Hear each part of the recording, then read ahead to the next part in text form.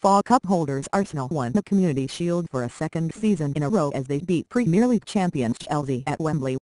Alex Oxlade-Chamberlain scored the winner with a powerful drive into the top corner with his weaker left foot. Ramirez headed wide unmarked from Loic Remy's cross as Chelsea failed to hit the target before the break. Eden Hazard skied a chance over the bar before Oscar's free kick was parried wide by Arsenal debutant Peter Cech. It was the first time the former Chelsea goalkeeper had been called into action, after 68 minutes of play, and soon after he comfortably held on to Kurt Zouma's header.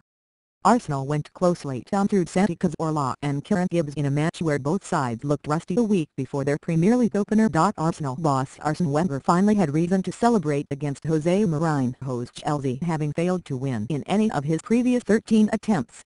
In February 2014 the Chelsea boss called his opposite number 8 specialist in failure, and then in October the Gunners boss shoved his rival during a heated touchline quarrel.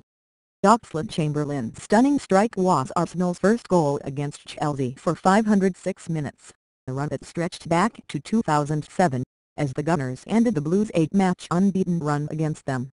Chelsea though can argue they are a week behind Arsenal in terms of preparation, with Italian side Fiorentina visiting Stamford Bridge in their final pre-season match in midweek. Arsenal ended last season with 20 wins from 27 matches in all competitions, a win ratio of 74% compared to Chelsea's 58%, and continued where they left off on Sunday.